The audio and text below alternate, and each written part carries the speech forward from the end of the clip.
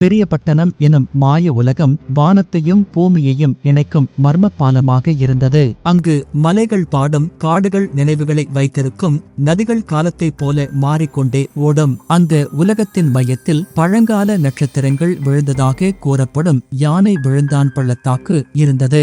அங்கு பிறந்தவனே நட்சத்திர டிராகன் ஜகபர் அலி. ஜகபர் அலி சாதாரண டிராகன் அல்ல. அவருடைய செதில்கள் இரவின் வானத்தைப் போல கருமையாக மின்னும். ஒவ்வொரு செதிலிலும் ஒரு நட்சத்திரம் ஒளிர்வது போல் தோன்றும். அவன் இறக்கைகள் விரிந்த போது வானமே விரிவடைவது போல உணரப்படும். அவனுடைய மூச்சு தீயாக இல்லை, அது விண்மீன் தூளாய் மாறி காயங்களை ஆற்றும், சாபங்களை சிதைக்கும் சக்தியை கொண்டது. பழைய காலத்தில் பெரியபட்டணத்தை 5 ராஜ்யங்கள் ஆட்சி செய்தன.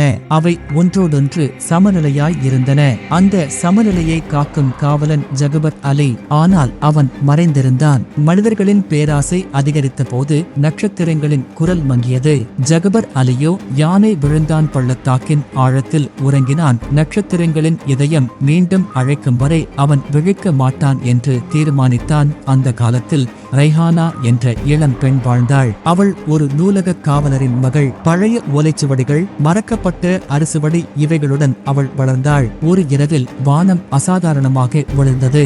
நட்சத்திரங்கள் ஒன்றன் பின் ஒன்றாக விழுவது போல தோன்றியது. ரைஹானாவின் கனவில் ஒரு குரல் கேட்டது. பெரியபட்டணத்தின் சமநிலை சிதறுகிறது. நட்சத்திரங்களின் இதயத்தை எழுப்பு. அடுத்த நாள் 5 ராஜ்யங்களிலும் கலகம் பரவியது. வடக்கு ராஜ்யத்தின் பனிமலைகள் உருகின. கிழக்கின் காடுகள் கருகின. தெற்கின் மணற்பாலைகள் நகர்ந்தன. மேற்கின் கடல் கொந்தளித்தது. மையத்தின் நகரங்களில் நிழல்கள் உயிர் பெற்றன.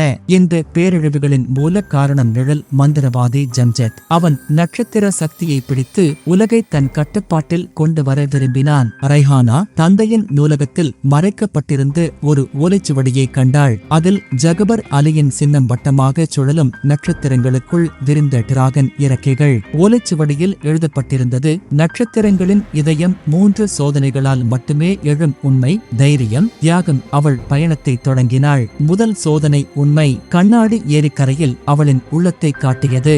அவள் தன் பயத்தை பார்த்தாள். நான் சாதாரணவள், உலகை நான் எப்படி காப்பேன்? ஆனால் உண்மை அவளுக்கு வலிமையை கொடுத்தது.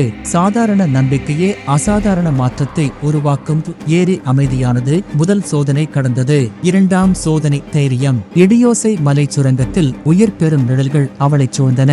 ஓடி போக நினைத்தாள். ஆனால் அவள் நின்றாள். தன் குரலை உயர்த்தி வானில் ஒளி நட்சத்திரங்களை அழைத்தாள். நிழல்கள் பின்வாங்கின. தைரியம் வென்றது. மூன்றாம் சோதனை தியாகம். யானை விழுந்தான் பள்ளத்தாக்கின் வாயிலில் நட்சத்திரங்களின் இதயம் துடித்துக் கொண்டிருந்தது. அதை எழுப்ப ஒரு நினைவை கொடுக்க வேண்டும். ரைஹானா தன் தந்தையின் அன்பையும் நூலகத்தின் வாசனையை, குழந்தை பருவத்தின் பாதுகாப்பை அனைத்தையும் நினைத்தாள். கண்ணீர் வழிந்தாலும் அவள் சம்மதித்தாள். ஒளி வெடித்தது. அந்த ஒளியிலிருந்து ஜகபர் அலி எழுந்தான். வானம் இசைத்தது. பூமி சுவாசித்தது. ஜகபர் அலி ரைஹானாவை நோக்கி தன் கண்களை திறந்தான். நட்சத்திரங்கள் உன்னை தேர்ந்தெடுத்தன என்றான். இடியும் மென்மையும் சேர்ந்தது. ஜம்ஜெத் தனது நிழல் படைகளுடன் வந்தான். வானம் கருமையானது. ஜகபர் அலி வானில் எழுந்தான். அவன் இறக்கைகளை விரித்தான். நட்சத்திரங்கள் விழிவிட்டன.